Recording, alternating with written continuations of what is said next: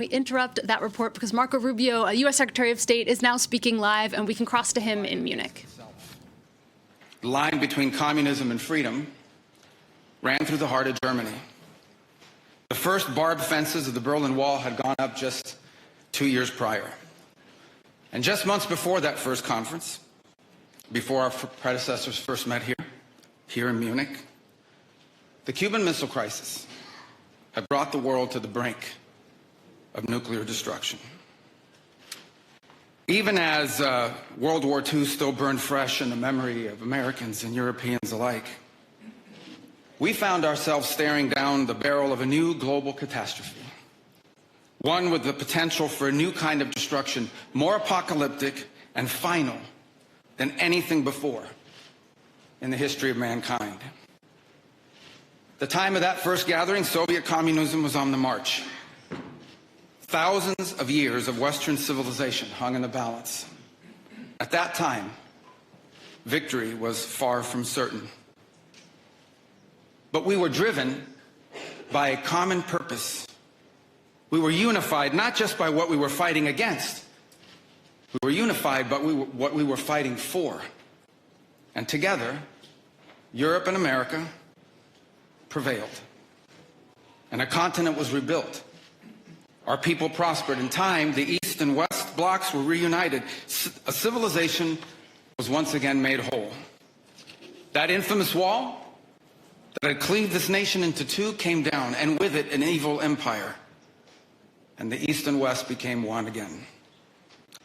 But the euphoria of this triumph led us to a dangerous delusion that we had entered, quote, the end of history, that every nation would now be a liberal democracy, that the ties formed by trade and by commerce alone would now replace nationhood, that the rules-based global order, an overused term, would now replace the national interest, and that we would now live in a world without borders where everyone became a citizen of the world. This was a foolish idea that ignored both human nature and it ignored the lessons of over 5,000 years of recorded human history. And it has cost us dearly. In this delusion, we embraced a dogmatic vision of free and unfettered trade, even as some nations protected their economies and subsidized their companies to systematically undercut ours, shuttering our plants, resulting in large parts of our societies being deindustrialized, shipping millions of working and middle-class jobs overseas, and handing control of our critical supply chains to both adversaries and rivals. We increasingly outsourced our sovereignty to international institutions while many nations invested in massive welfare states at the cost of maintaining the ability to defend themselves.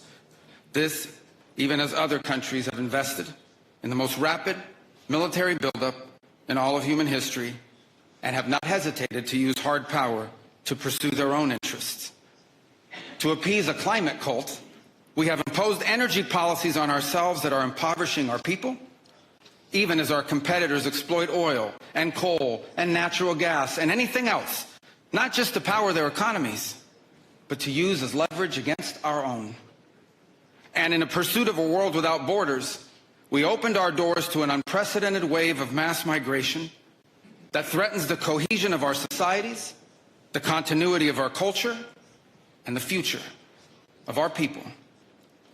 We made these mistakes together. And now, together, we owe it to our people to face those facts and to move forward, to rebuild. Under President Trump, the United States of America will once again take on the task of renewal and restoration, driven by a vision of a future as proud, as sovereign, and as vital as our civilization's past. And while we are prepared, if necessary, to do this alone, it is our preference and it is our hope to do this together with you, our friends here in Europe. For the United States and Europe, we belong together. America was founded 250 years ago, but the roots began here on this continent long before. The men who settled and built the nation of my birth arrived on our shores carrying the memories and the traditions and the Christian faith of their ancestors as a sacred inheritance, an unbreakable link between the old world and the new. We are part of one civilization, Western civilization. We are bound to one another by the deepest bonds that nations could share, forged by centuries of shared history, Christian faith, culture, heritage, language, ancestry, and the sacrifices our forefathers made together for the common civilization to which we have fallen heir. And so this is why we Americans may sometimes come off as a little direct and urgent in our counsel. This is why President Trump demands seriousness and reciprocity from our friends here in Europe. The reason why, my friends, is because we care deeply. We care deeply about your future and ours. And if at times we disagree, our disagreements come from our profound sense of concern about a Europe with which we are connected, not just economically, not just militarily. We are connected spiritually, and we are connected culturally. We want Europe to be strong. We believe that Europe must survive, because the two great wars of the last century serve for us as history's constant reminder that ultimately our destiny is and will always be intertwined with yours. Because we know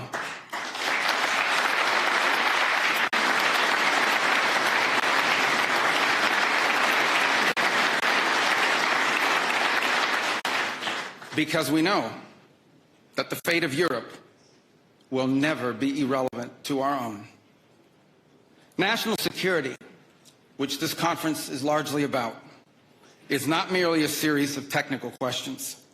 How much we spend on defense or where, how we deploy it, these are important questions. They are. But they are not the fundamental one.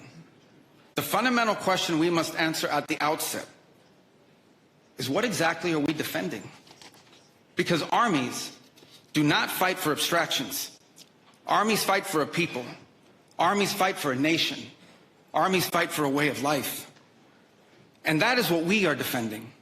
A great civilization that has every reason to be proud of its history, confident of its future, and aims to always be the master of its own economic and political destiny. It was here, in Europe, where the ideas that planted the seeds of liberty that changed the world were born. It was here, in Europe, which gave the world the rule of law, the universities, and the scientific revolution.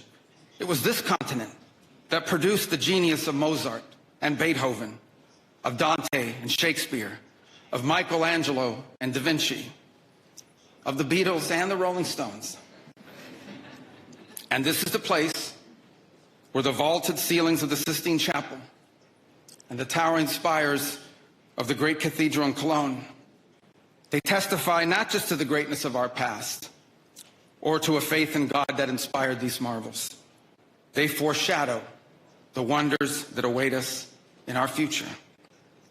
But only if we are unapologetic in our heritage and proud of this common inheritance can we together begin the work of envisioning and shaping our economic and our political future. Deindustrialization was not inevitable. It was a conscious policy choice, a decades-long economic undertaking that stripped our nations of their wealth, of their productive capacity, and of their independence. And the loss of our supply chain sovereignty was not a function of a prosperous and healthy system of global trade. It was foolish. It was a foolish but voluntary transformation of our economy that left us dependent on others for our needs and dangerously vulnerable to crisis. Mass migration isn't some fringe concern of little consequence. It was and continues to be a crisis which is transforming and destabilizing societies all across the West. Together, we can reindustrialize our economies and rebuild our capacity to defend our people. But the work of this new alliance should not be focused just on military cooperation and reclaiming the industries of the past. It should also be focused on together advancing our mutual interests in new frontiers, unshackling our ingenuity, our creativity, and the dynamic spirit to build a new Western century.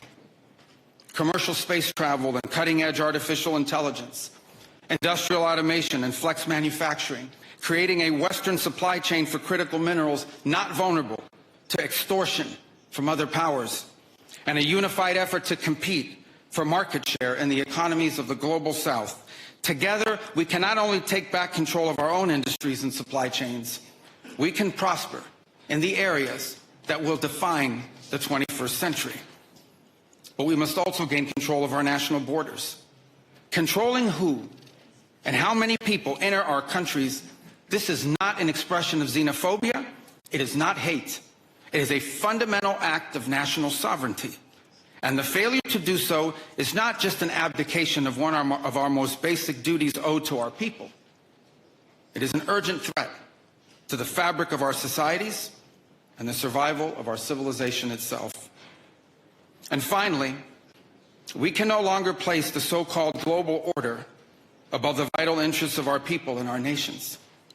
We do not need to abandon the system of international cooperation we authored, and we don't need to dismantle the global institutions of the old order that together we built. But these must be reformed. These must be rebuilt.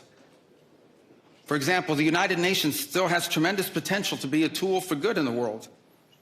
But we cannot ignore that today, on the most pressing matters before us, it has no answers and has played virtually no role.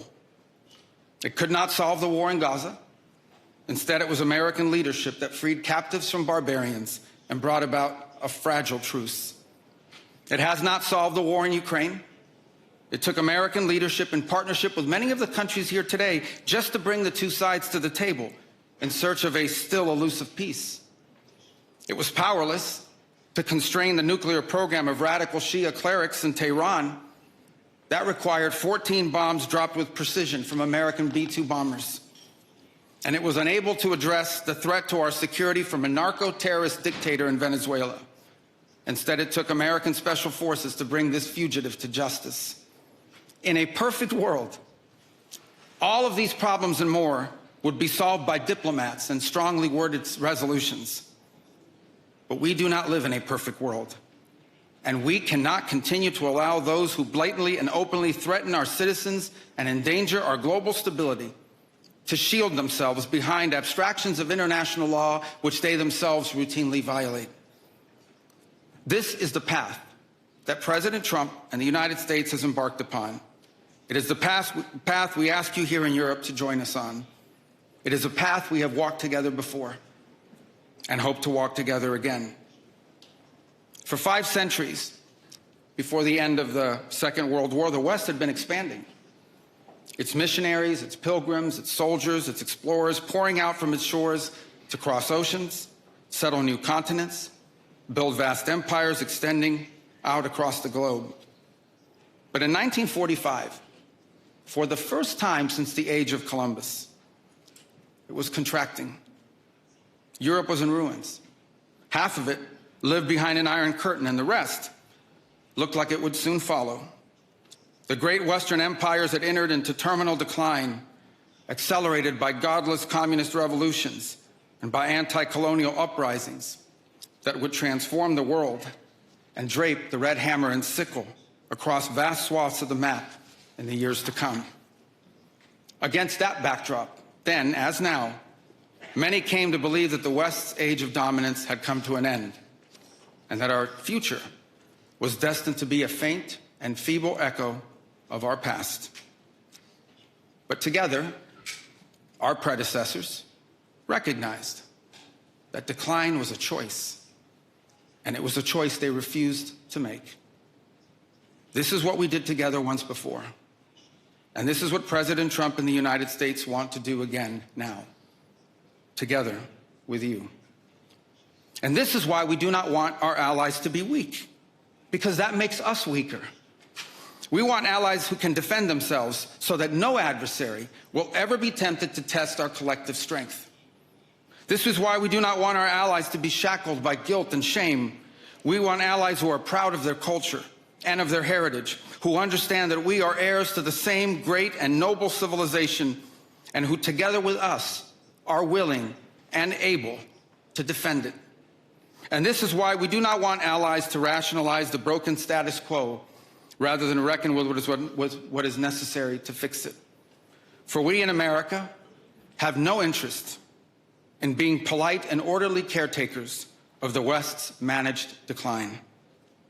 We do not seek to separate, but to revitalize an old friendship and renew the greatest civilization in human history. What we want is a reinvigorated alliance that recognizes that what has ailed our societies is not just a set of bad policies, but a malaise of hopelessness and complacency. An alliance is the alliance that we want is one that is not paralyzed into inaction by fear. Fear of climate change, fear of war, fear of technology. Instead, we want an alliance that boldly races into the future. And the only fear we have is the fear of the shame of not leaving our nations prouder, stronger, and wealthier for our children. An alliance ready to defend our people, to safeguard our interests, and to preserve the freedom of action that allows us to shape our own destiny. Not one that exists to operate a global welfare state and atone for the purported sins of past generations. An alliance that does not allow its power to be outsourced, constrained, or subordinated to systems beyond its control. One that does not depend on others for the critical necessities of its national life. And one that does not maintain the polite pretense that our way of life is just one among many, and that asks for permission before it acts. And above all, an alliance based on the recognition that we, the West, have inherited together. What we have inherited together is something that is unique and distinctive and irreplaceable. Because this, after all, is the very foundation of the transatlantic bond. Acting together in this way, we will not just help recover a sane foreign policy. It will restore to us a clear sense of ourselves. It will restore a place in the world. And in so doing, it will rebuke and deter the forces of civilizational erasure that today menace both America and Europe alike. So in a time of headlines heralding the end of the transatlantic era, let it be known and clear to all that this is neither our goal nor our wish.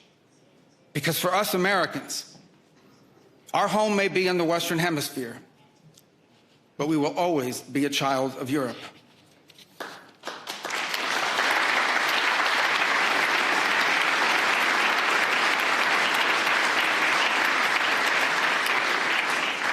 Our story began with an Italian explorer whose adventure into the great unknown to discover a new world brought Christianity to the Americas and became the legend that defined the imagination of our pioneer nation. Our first colonies were built by English settlers, to whom we owe not just the language we speak, but the whole of our political and legal system. Our frontiers were shaped by Scots-Irish, that proud, hardy clan from the hills of Ulster that gave us Davy Crockett and Mark Twain and Teddy Roosevelt and Neil Armstrong. Our great Midwestern heartland was built by German farmers and craftsmen who transformed empty plains into a global agricultural powerhouse. And by the way, dramatically upgraded the quality of American beer.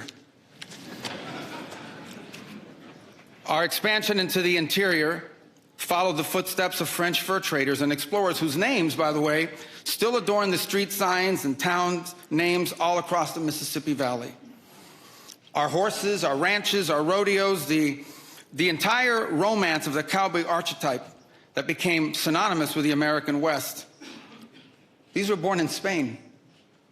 And our largest and most iconic city was named New Amsterdam before it was named New York. And you know that in the year that my country was founded, Lorenzo and Catalina Giraldi lived in Casal Monferrato in the Kingdom of Piedmont, Sardinia. And Jose and Manuela Reina lived in Sevilla, Spain.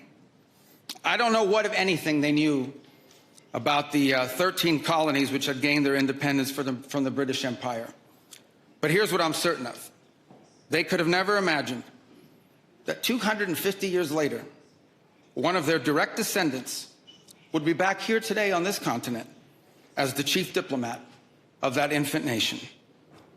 And yet here I am, reminded by my own story that both our histories and our fates will always be linked.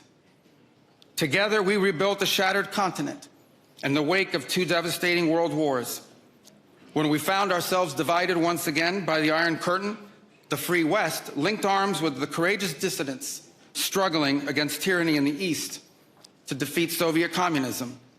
We have fought against each other, then reconciled, then fought, then reconciled again. And we have bled and died side by side on battlefields, from Kapyong to Kandahar. And I'm here today to leave it clear that America is charting the path for a new century of prosperity, and that once again, we want to do it together with you, our cherished allies and our oldest friends.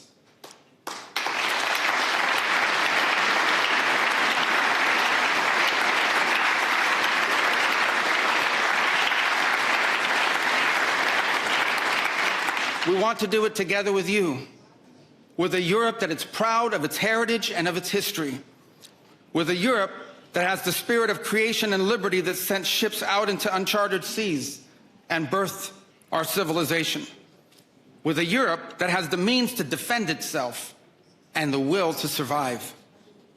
We should be proud of what we achieved together in the last century, but now we must confront and embrace the opportunities of a new one. Because yesterday is over. The future is inevitable. And our destiny together awaits. Thank you.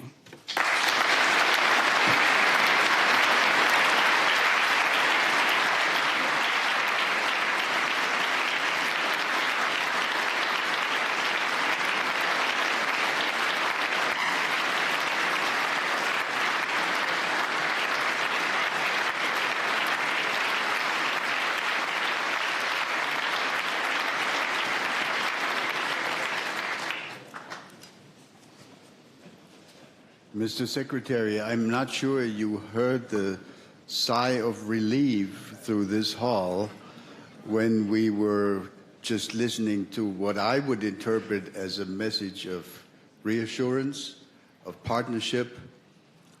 You spoke of intertwined relations between the United States and Europe. Reminds me of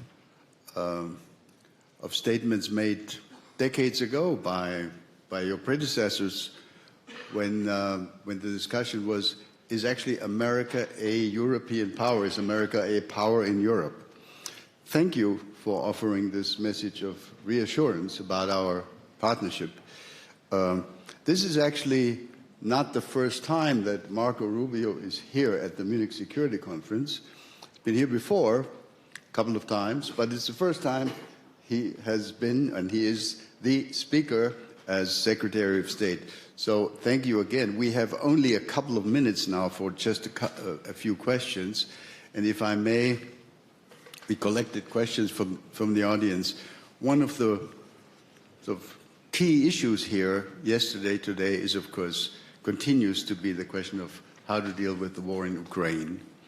Many of us in the discussions of the last 24 hours, have voiced their impression that the Russians, let me put it colloquially, the Russians are playing for time. They're not really interested in a meaningful settlement. There is no indication that they're willing to compromise on any of their maximalist objectives. Offer to us, if you could, your assessment of where we are and where you think we can go. Well, I think where we are at this point is that the issues at play that have to be, here's the good news. The good news is that the issues that need to be confronted to end this war have been narrowed. That's the good news. The bad news is they've been narrowed to the hardest questions to answer, and work remains to be done in that front. I hear your point about, well, the answer is we don't know. We don't know if the Russians are serious about ending the war. They say they are, and under what terms they were willing to do it, and whether we can find terms that are acceptable to Ukraine upon that Russia will always agree to. But we're going to continue to test it. In the meantime, everything else continues to happen. The United States has imposed additional sanctions on on Russia's oil. In our conversations with India, we've gotten their commitment to stop buying additional Russian oil. Europe has taken its set of steps moving forward. The Pearl program continues, in which American weaponry is being sold for the Ukrainian war effort. So all these things continue. Nothing has stopped in the interim. So there's no buying of time here in that regard. What we can't answer, but we're going to continue to test, is whether there is an outcome that Ukraine can live with and that Russia will accept. And I would say it's been elusive up to this point. We've made progress in the sense that for the first time, I think, in years, at least at the technical level, there were military officials from both sides that met together last week, and there'll be meetings again on Tuesday, although it may not be the same group of people. Look, we're going to continue to do everything we can to play this role of bringing this war to the end. I don't think anybody in this room would be against a negotiated settlement to this war so long as the conditions are just and sustainable. And that's what we aim to achieve, and we're going to continue to try to achieve it, even as all these other things continue to happen on the sanctions front and so forth. Thank you very much. I'm sure if we had more time, there would be many questions on Ukraine. But let me conclude by asking a question about something entirely different. The next speaker here in just a couple of minutes will be the Foreign Minister of China. When you served in the Senate, sir, people considered you a kind of a China hawk. So did they. So did they. Yeah. We know that there will be, in about 2 months' time, a summit meeting between President Trump and President Xi Jinping. Give us your expectation. Are you optimistic? Can there be a quote-unquote deal with China? What do you expect? Well, I would say this. The two largest economies in the world, two of the big powers on the planet, we have an obligation to communicate with them and talk, and so do many of you on a bilateral basis as well. I mean, it would be geopolitical malpractice to not be in conversations with China. I would say this, because we're two large countries with huge global interests, our national interests will often not align. Their national interest and ours will not align, and we owe it to the world to try to manage those as best we can, obviously avoiding conflict, both economic and worse. And so it's important for us to have communications with them in that regard. On areas in which our interests are aligned, I think we can work together to make positive impact on the world, and we seek opportunities to do that with them. But we have to have a relationship with China, and many of the countries represented here today are going to have a relationship with China, always understanding that nothing that we agree to could come at the expense of our national interest. And frankly, we expect China to act in their national interest, as we expect every nation state to act in their national interest. And the goal of diplomacy is to try to navigate those times in which our national interests come into conflict with one another, always hoping to do it peacefully. I think we also have a special obligation, because whatever happens between the U.S. and China on trade has a global implication. So there are long-term challenges that we face that we're going to have to confront that are going to be irritants in our relationship with China. That's not just true for the United States, that's true for the broader West. But I do think we need to try to manage those the best we can to avoid, unnecessary friction if it's possible. But no one is under any illusions. There are some fundamental challenges between our countries and between the West and China that will continue for the foreseeable future for a variety of reasons. And it's some of the things we hope to work together with you on. Thank you very much, Mr. Secretary. We've run out of time. I'm sorry that I can't take questions from all those who wanted to ask questions. Mr. Secretary of State, thank you for this message of reassurance. I think this is much appreciated here in the hall. Let's offer a round of applause.